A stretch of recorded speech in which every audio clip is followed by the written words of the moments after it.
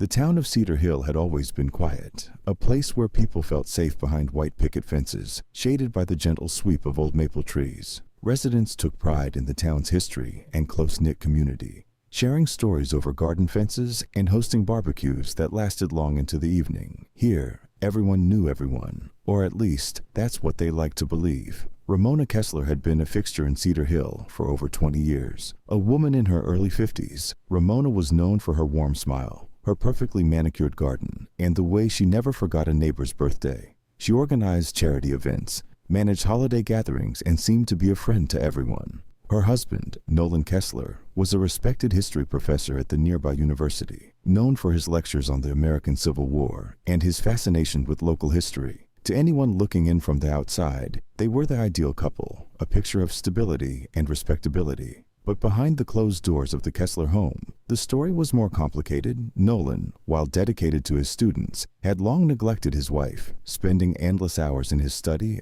or at the university. His work had become a refuge, a place where he could lose himself and avoid the reality of a marriage that had grown stale over the years. Meanwhile, Ramona felt increasingly alone, her life a series of routines that seemed to stretch endlessly with no excitement or change. On an unusually warm July evening, Cedar Hill's calm was shattered. The stillness of the suburban street was disrupted by the sudden arrival of police cruisers, their lights flashing in the twilight, casting eerie shadows across the neatly trimmed lawns.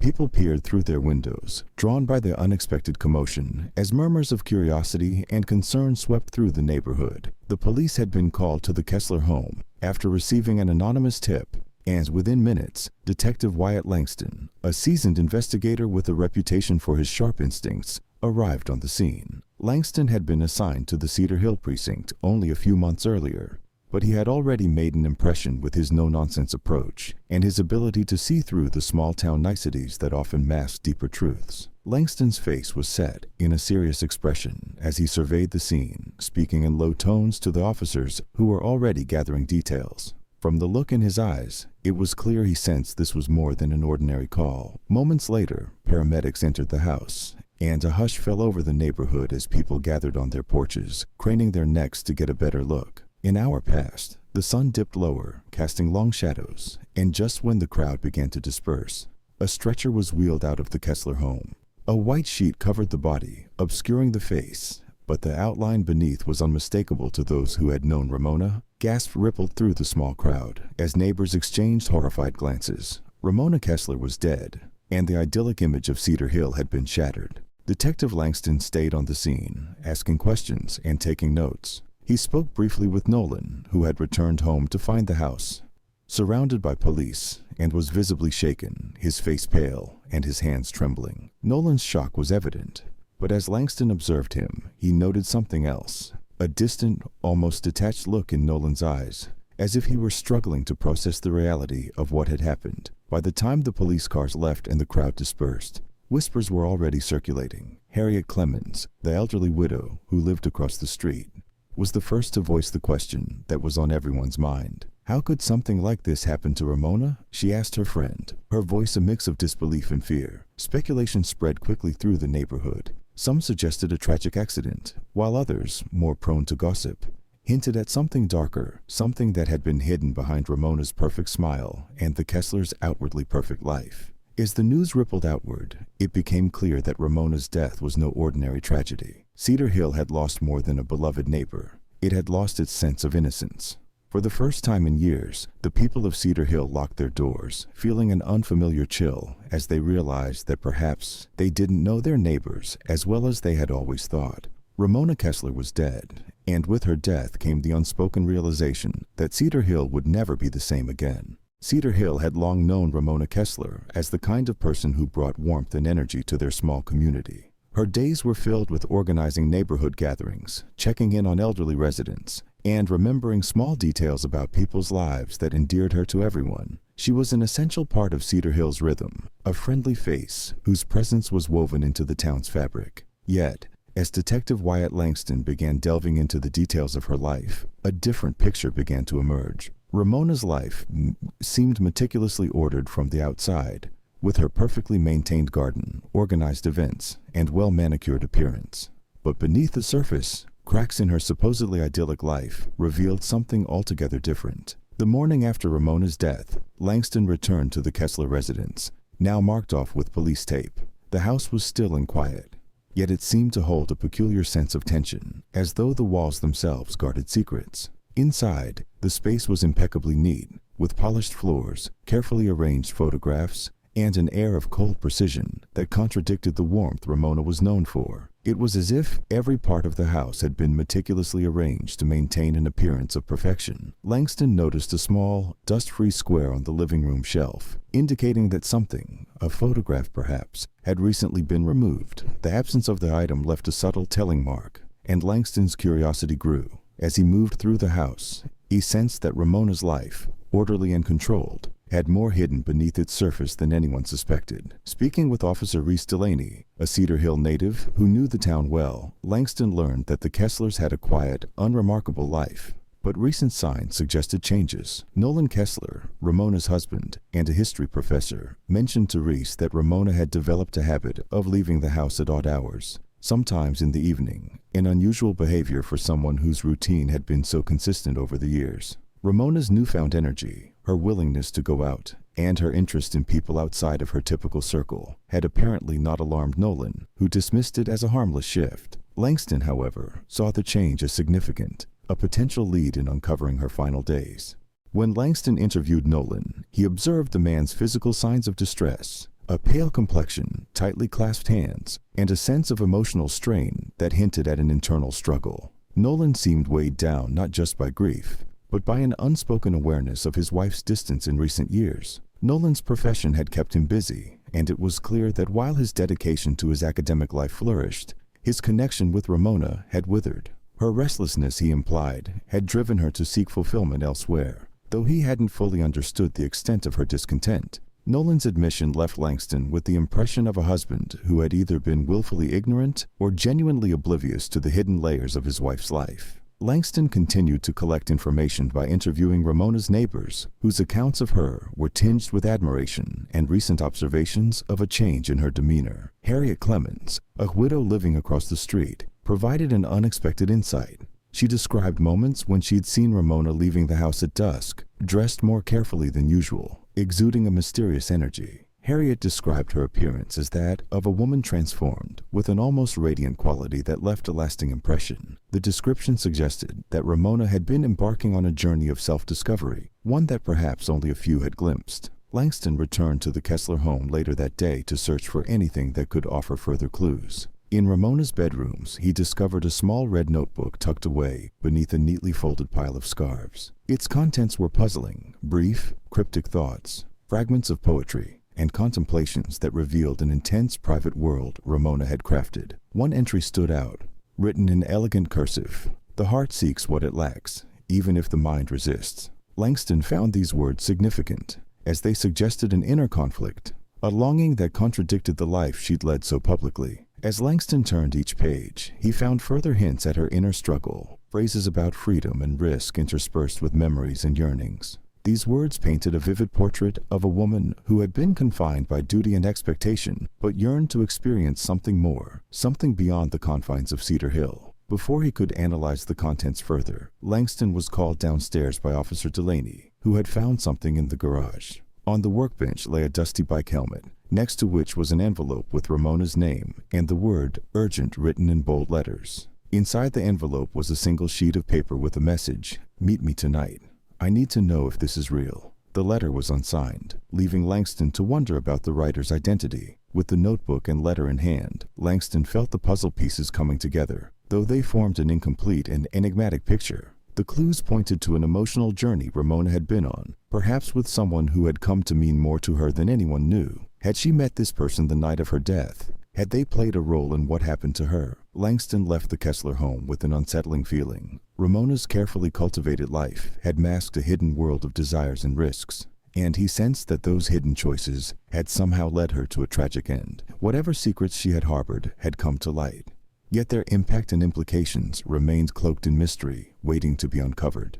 As Detective Wyatt Langston dove deeper into Ramona Kesler's life, he began noticing subtle threads linking her to people outside her usual social circle. Among them was a young man named Ellis Barlo. a 20-year-old who worked as a mechanic in Cedar Hill and was known to do odd jobs around town. Ellis wasn't particularly close to his neighbors. Most people considered him quiet, with a withdrawn air that contrasted sharply with the warm, community-centered atmosphere of Cedar Hill. Ellis was the son of Lorna and Erwin Barlo, longtime residents of the town, respected for their down-to-earth nature and active role in local activities. But Ellis had always been different, lacking the same sense of direction or place within the community that his parents seemed to enjoy.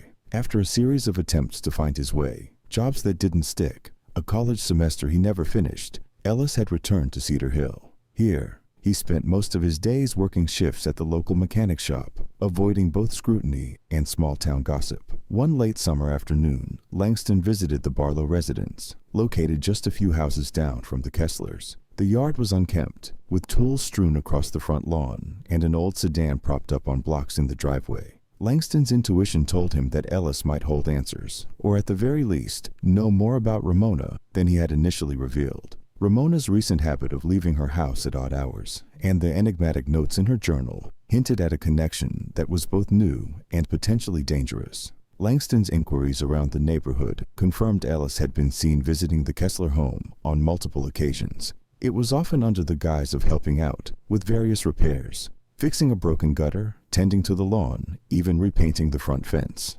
But the visits had become frequent enough to raise eyebrows, and Harriet Clemens, the observant widow from across the street, had noted that Ellis tended to show up when Nolan was away. In the days following Ramona's death, Ellis seemed to retreat further, avoiding places he'd once frequented. The people of Cedar Hill noticed his absence, though they refrained from openly discussing it. Small-town life had taught them to remain outwardly polite, but Langston could sense the simmering tension. The whispered questions neighbors were too polite or too afraid to ask aloud. To piece together more of Ellis's story, Langston visited the local mechanic's shop. There, he learned from Ellis's boss that Ellis had called in sick the morning after Ramona's death, an unusual choice for a young man who otherwise didn't mind showing up to work, even on his off days. His absence didn't go unnoticed, especially since he hadn't provided an explanation. As Langston stood in the dimly lit garage, he noticed a workbench covered in oil-stained rags, mismatched tools, and an ashtray filled with cigarette butts. A photo pinned to the wall caught his eye. A faded image of Ellis as a child, standing next to an old car, smiling in a way that seemed uncharacteristic of the man Langston had heard about. The young boy in the photo seemed innocent, untouched by the complexities and shadows that now hung over Ellis like a shroud. Langston left the garage with more questions than answers. What had Ramona seen in Ellis? Why had a respectable woman, deeply embedded in her community, reached out to someone as isolated as Ellis? The nature of their connection was still unclear, but Langston felt a mounting sense of unease, as though he were on the edge of uncovering something darker than he had anticipated. The next day, Langston returned to the precinct and gathered every available piece of information on Ellis. The background check revealed minor incidents from his teenage years, small fights, a few vandalism charges, but nothing that indicated a history of violence. The notes, however, hinted at a pattern of impulsivity and a tendency toward outbursts, details that painted a picture of someone struggling to find his place, teetering on the edge of isolation and frustration. Langston then turned his attention to Ramona's red notebook, specifically the entries that hinted at her growing attachment to someone who makes me feel alive again. The vague references combined with Harriet Clemens' observations left Langston with a clear suspect, though he had yet to find definitive proof linking Ellis to Ramona's death. The discovery of the unsigned note found in the Kesler garage had only deepened his suspicions. By now, Langston felt certain that Ramona had been leading a double life, one that she had managed to conceal even from those closest to her. He pictured the scene in his mind, a middle-aged woman, respected and admired, yet filled with a yearning that her predictable life could never fulfill. Then she met Ellis, a young man who likely saw her as a symbol of everything he had never experienced: stability, kindness, and perhaps even understanding. Yet what had begun as a connection based on mutual need appeared to have spiraled into something else. Langston couldn't shake the feeling that Ellis's apparent infatuation had taken a darker turn, one that had driven him to act out in ways he might never have anticipated. As Langston reviewed the evidence, his thoughts drifted to the mysterious letter found in Ramona's garage. The words, "Meet me tonight. I need to know if this is real," suggested a desperation, a need for validation that hinted at a relationship built on fragile emotions. Langston could see how, In the isolation of small-town life, two people, one young and searching, the other middle-aged and yearning for meaning, could become entwined in a dangerous connection. With Ellis's alibi shaky and his behavior growing increasingly suspicious, Langston knew it was time to confront the young man directly. The truth of what happened to Ramona lay somewhere within Ellis's guarded psyche, and Langston was determined to break through whatever walls he had built to hide it.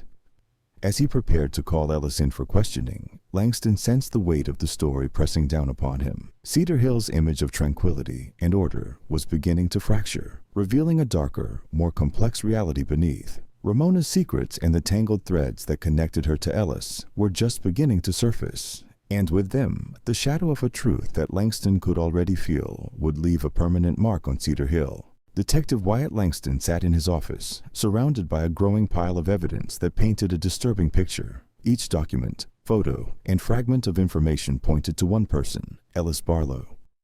Langston had spent the last few days gathering witness statements and piecing together a timeline. And as he reviewed his notes, a distinct pattern emerged, hinting at something deeper and more dangerous than he had first suspected. The letter found in Ramona's garage, the red notebook filled with hints of forbidden emotions, and Ellis's unexplained absence the day after her death. All of it was leading Langston to a single conclusion. The young man's obsession with Ramona had grown out of control, and Langston sensed that a confrontation with Ellis would be essential in untangling the truth. Langston knew that Ellis was aware of the police interest in him. Rumors had circulated quickly in Cedar Hill, and Ellis's behavior had become erratic. Several witnesses reported seeing him pacing outside the mechanic's shop, staring blankly, as if in a daze. The town had always known Ellis as a quiet but polite young man, yet he had lately taken on a more unsettling air, his once neutral demeanor now tinged with a barely contained intensity. At last, Langston decided to call Ellis in for questioning. The young man arrived at the precinct later that evening, dressed in a rumpled jacket, his eyes tired and weary. Langston observed him carefully, noticing the stiffness in his shoulders, the way he avoided direct eye contact, and the nervous tapping of his fingers against his leg. Langston began with formalities, easing Ellis into the conversation. He asked about his background, his work at the mechanic shop, and his life in Cedar Hill. Ellis answered in short, clipped sentences, giving as little information as possible. It was clear he was holding something back, and Langston's instincts told him that pressing him too soon would only make him retreat further. As the questioning continued, Langston shifted to the topic of Ramona Kesler. Ellis's face changed subtly, his eyes flickered, his jaw clenched, and his breathing became shallow. The shift was almost imperceptible, but Langston caught it. He began to introduce pieces of evidence casually, almost as if he were talking to himself. He mentioned the letter, the red notebook, and the reports from neighbors who had seen Ellis at Ramona's house. Each mention seemed to unnerve Ellis, who became visibly tense, his gaze shifting toward the door, as if calculating a way to escape. Then Langston dropped the critical piece of information, the unsigned letter found in Ramona's garage. The message had read, "Meet me tonight. I need to know if this is real." Langston watched Ellis closely as he mentioned the note, and the reaction was immediate. Ellis's face drained of color, his hands shook slightly, and his breathing grew labored. In that moment, Langston knew he had found a weak point. Ellis denied any connection to the letter, his voice low and defensive. He claimed he hadn't seen Ramona in days, that he had only been a helpful neighbor doing repairs. But Langston pressed harder, his tone shifting from conversational to confrontational, as he recounted witness statements placing Ellis at Ramona's house the night she died. Under the pressure, Ellis began to falter, his answers becoming inconsistent. At one point, he insisted he had barely known Ramona, then moments later admitted that they had talked sometimes. The conflicting statements were a telltale sign, and Langston decided to press further, probing into Ellis's emotional attachment to her. As Langston laid out the facts, Ellis's composure crumbled. He began to fidget, his breathing quickening, his gaze flickering between the evidence on the table and the detective's unyielding stare. Langston could see that Ellis was struggling with his emotions, his obsession with Ramona unraveling in the face of harsh reality. It was then that Langston shifted his approach. He reminded Ellis of the community's respect for Ramona, of how people had seen her as a figure of warmth and kindness. Ellis's face twisted with a complex mixture of anger and sorrow, as if the mere mention of her public image struck a nerve. In a low, wavering voice, he muttered that people didn't really know her. Langston leaned in, sensing an opening, and gently but firmly encouraged Ellis to elaborate. With each word, Ellis's defenses weakened, revealing a tangled story of admiration, loneliness, and yearning. He admitted that his connection with Ramona had grown over the months, that she had made him feel seen in a way no one else had. He described moments they'd shared, stolen conversations, lingering glances, brief touches that had meant everything to him. But as he spoke, his tone shifted from nostalgia to bitterness, his voice edged with resentment. Ellis confessed that their last encounter had not gone as he had hoped. Ramona had seemed distant, even dismissive, telling him that their relationship was a mistake, something that had simply gotten out of hand. Her words, he said, had cut deep, filling him with an anger he could barely contain. He admitted that he had tried to convince her to reconsider, to see things his way, but she had brushed him off, treating him like an inconvenience. As Ellis's voice grew louder, filled with emotion, Langston pieced together the final moments of Ramona's life. It had been a desperate confrontation, driven by Ellis's need for validation and Ramona's determination to end a relationship that had spiraled beyond her control. The intensity of their bond, which had once filled a void in each of them, had become a source of turmoil, leading to a fatal conflict that neither could escape. With the confession complete, Ellis slumped in his chair, his face pale, his eyes hollow. Langston could see that the weight of his actions had finally sunk in. The young man who had once sought love and connection had instead found himself trapped in a web of his own emotions, unable to untangle himself from the obsession that had led to Ramona's death. As Langston concluded the interview, he felt a mixture of satisfaction and sorrow. The case was coming to a close, yet the answers he had uncovered were as tragic as the life that had been lost. Ramona's choices, Ellis's yearning, and the quiet desperation that had drawn them together were all part of a larger story, one that would leave a permanent scar on Cedar Hill. The confrontation with Ellis had revealed the truth, but it had also exposed the darker side of human desire, showing Langston just how far people could fall when driven by longing and loneliness. As he prepared the paperwork to take Ellis into custody, Langston couldn't shake the feeling that the town of Cedar Hill, with its white picket fences and carefully maintained facades, would never be quite the same again. The days following Ellis Barlo's confession spread a wave of disbelief and morbid curiosity across Cedar Hill. The townspeople, already reeling from Ramona's death, were now grappling with the revelation of her hidden relationship with Ellis. Speculation ran rampant, each rumor darker than the last, and every neighbor seemed to have their own version of what had truly happened. For the Kesler family, however, the tragedy cut deeper. Nolan Kesler, Ramona's husband, had been holding himself together through sheer willpower, but the revelation of her affair with Ellis struck him like a physical blow. Friends and colleagues reached out, offering condolences, but Nolan felt trapped, torn between his grief over losing Ramona and the bitterness that was growing inside him. As much as he had loved his wife, the betrayal left a scar that wouldn't easily heal. Nolan's reaction was a subject of interest to Detective Langston, who suspected that there was more to Ramona and Nolan's marriage than anyone in town knew. From the outside, they had appeared steady, if not particularly affectionate, but the affair and the circumstances of her death hinted at deeper fractures in their relationship. Langston wasn't one to leave loose ends, and he wanted to know whether Nolan had been as unaware of his wife's secrets as he claimed. With this in mind, Langston arranged a follow-up meeting with Nolan. The two men sat across from each other in Nolan's study, a room filled with dusty books and historical artifacts. The walls lined with dark wood shelves seemed to press inward, creating an atmosphere thick with unspoken words. Nolan, visibly worn from sleepless nights and the strain of recent events, attempted to maintain his composure, though his eyes held a weary sadness. He admitted that he had noticed Ramona's growing restlessness over the past year, that she had started spending more time away from home, but he had dismissed it as a passing phase. He confessed that he had been too wrapped up in his own world, lectures, conferences, and research projects, to notice the extent of her discontent. Langston observed Nolan carefully, noting the suppressed anger behind his calm facade. It was clear that the professor was struggling to process the extent of Ramona's betrayal. Langston pressed gently, asking Nolan if he had ever suspected her of having an affair, or if he had known about her relationship with Ellis. Nolan hesitated, a flicker of resentment crossing his face.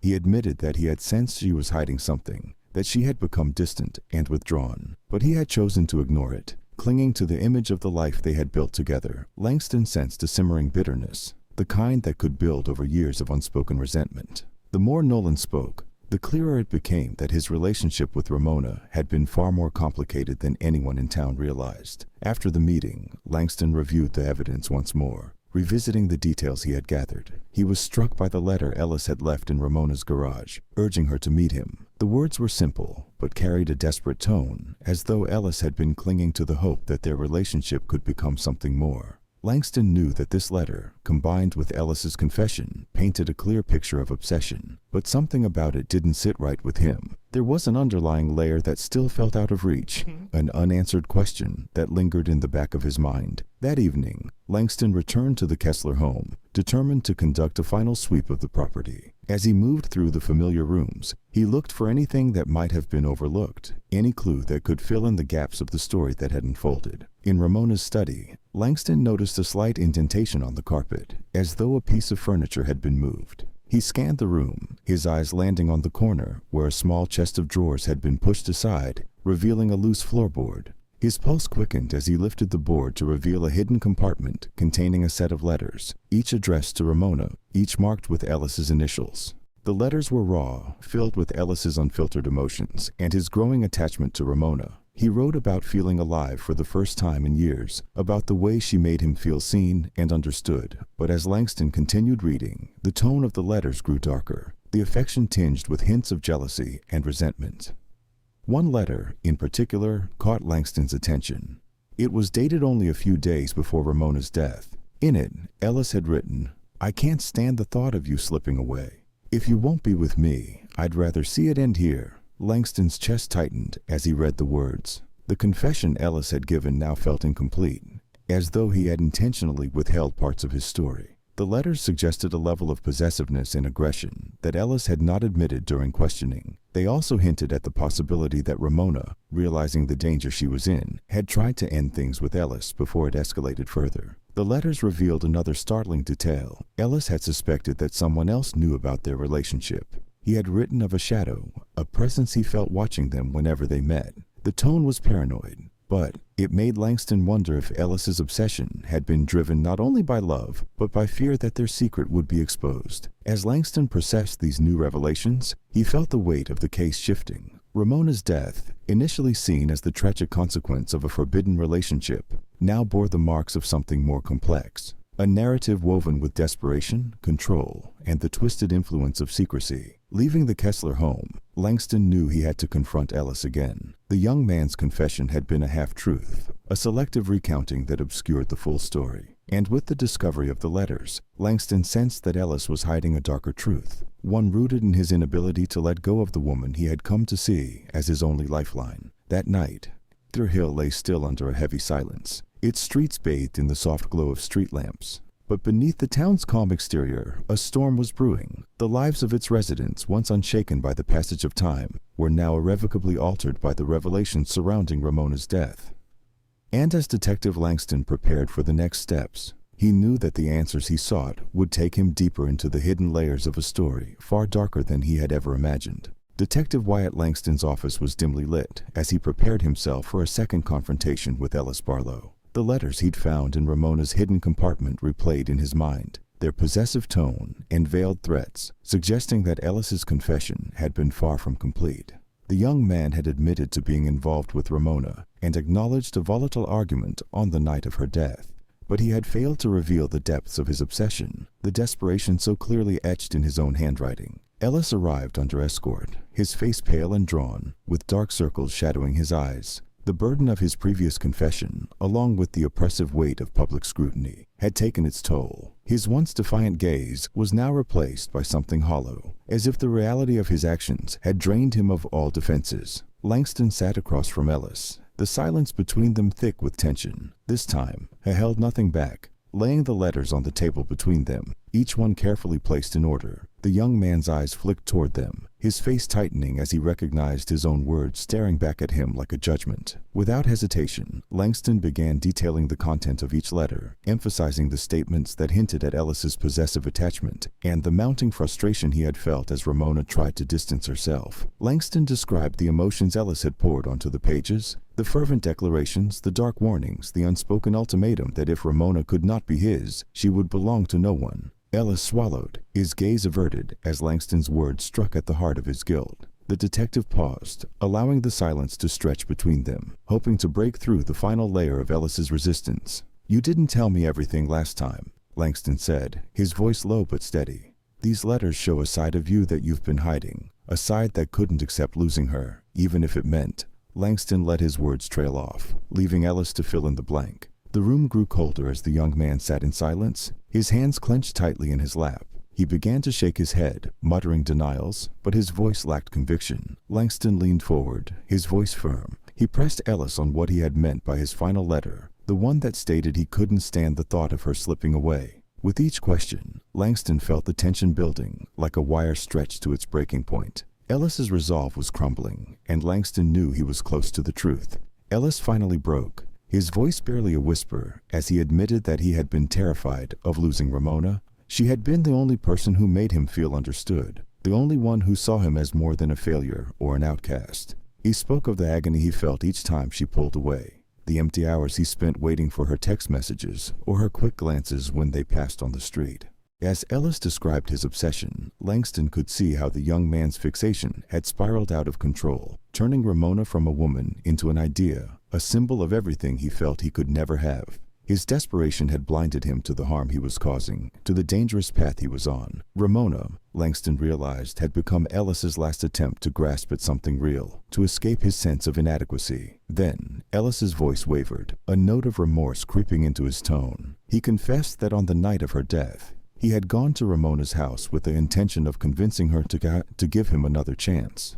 But when she rejected him again, he had felt a surge of anger, a wave of despair that he couldn't control. She had been firm, resolute, telling him that their relationship was a mistake, that it had to end before things went too far. In a haze of emotion, Ellis had lashed out, not thinking, acting on impulse. He described the moment of struggle, the way her face had looked as she fell, the sound of her hitting the floor. It was an accident, he insisted, a moment of weakness that spiraled out of control. But Langston could tell that Ellis's explanation, though filled with remorse, was still missing something. Langston pressed him again, this time questioning the presence Ellis had described in his letters. Who had he felt watching them? Who had known about the relationship besides them? Ellis hesitated, his expression shifting to one of confusion and fear. He muttered about feeling eyes on him, a creeping sensation that had haunted him each time he met Ramona. He had thought it was paranoia at first, but eventually he had convinced himself that someone else knew about them, someone who wanted to expose their secret.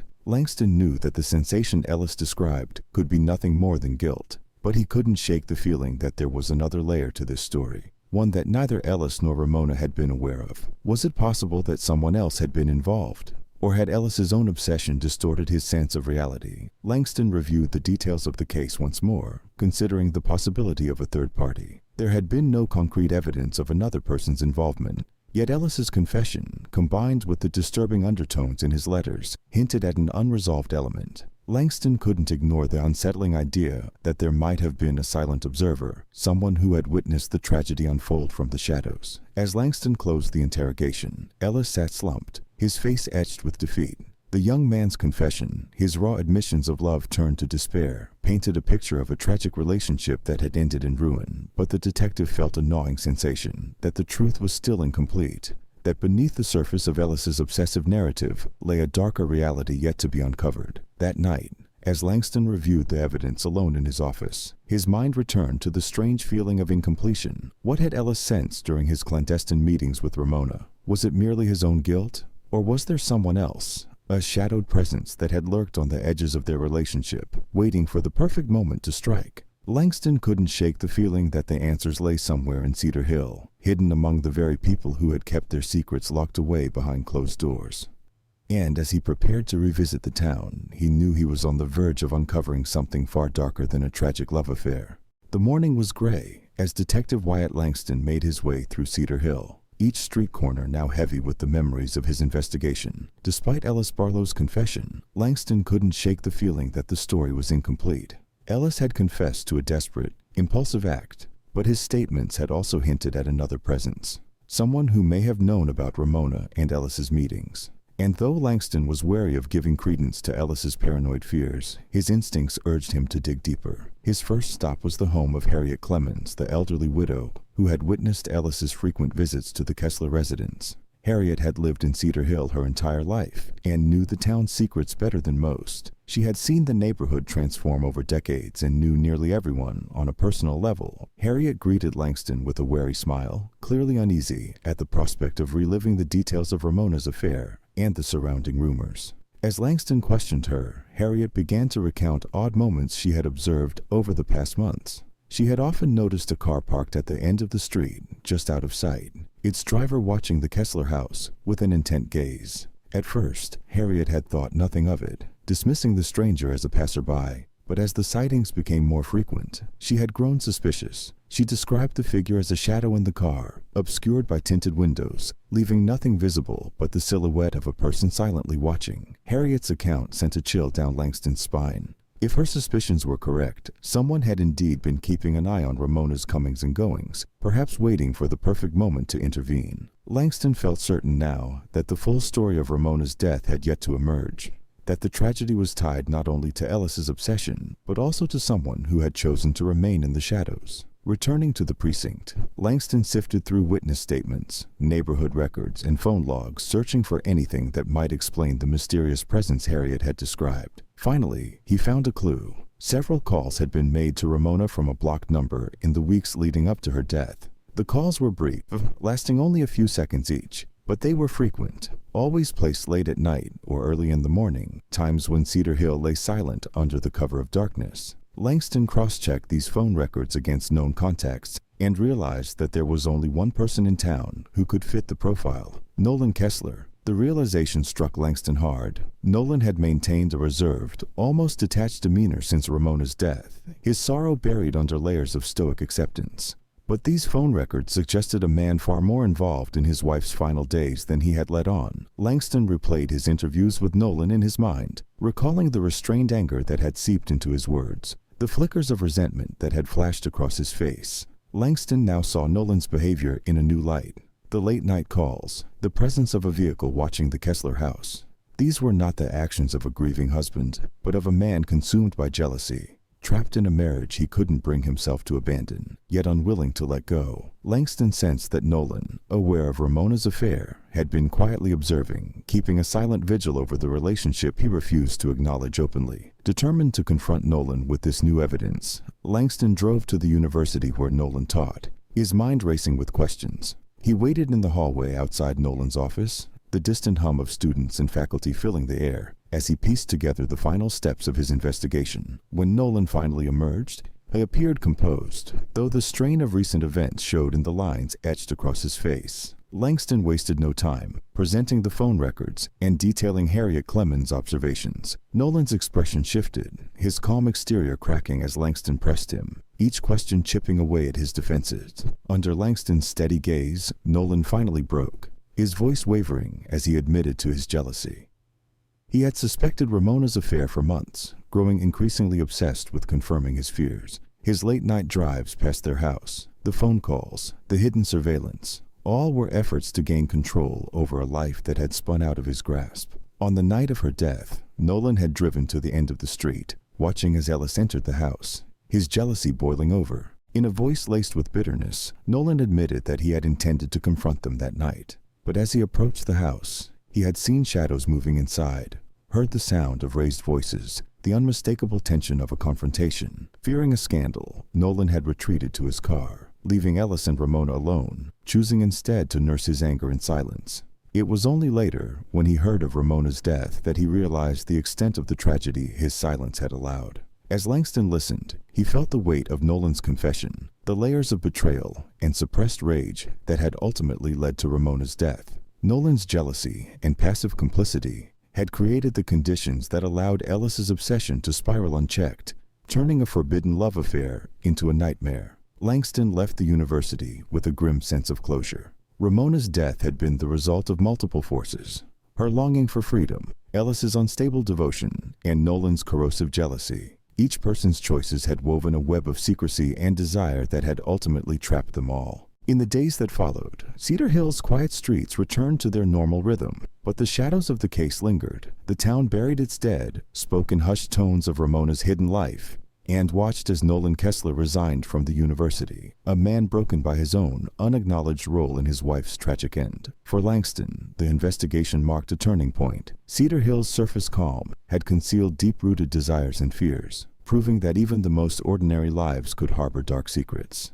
As he filed the final reports, Langston knew he had uncovered the truth, yet he felt a lingering sorrow. The case was closed, but the echoes of Ramona's life, her choices, and the fragile bonds that connected the people of Cedar Hill would remain. Ramona's death was more than an accident or a crime of passion. It was a tragedy born of unfulfilled lives and silent struggles, of a love twisted by jealousy and isolation. And as Langston drove out of Cedar Hill one last time, he understood that the shadows cast by these secrets would forever be etched into the heart of the town. The tragic story of Ramona Kesler's death in Cedar Hill holds profound lessons about the destructive nature of unspoken desires, suppressed emotions, and hidden lives. Ramona's yearning for freedom, Ellis's obsessive need for validation, and Nolan's passive jealousy all contributed to a web of secrecy that spiraled into catastrophe. This case reminds us of the dangers that arise when people conceal their true selves, allowing resentment and loneliness to fester rather than seeking healthy outlets for their emotions. Through Detective Langston's investigation, we see how seemingly small choices, failing to confront feelings, turning a blind eye, seeking comfort in secret, can snowball, leading to unintended and tragic consequences. Ultimately, the case illustrates the importance of honesty, self-awareness, and open communication. The story of Cedar Hill serves as a cautionary tale about the risks of repression and the need for understanding one's desires before they grow into something uncontrollable. The story has been edited to ensure personal privacy and security regarding names and locations. Thanks for watching. If you like the video, don't forget to subscribe to see the latest and most thrilling family crime stories.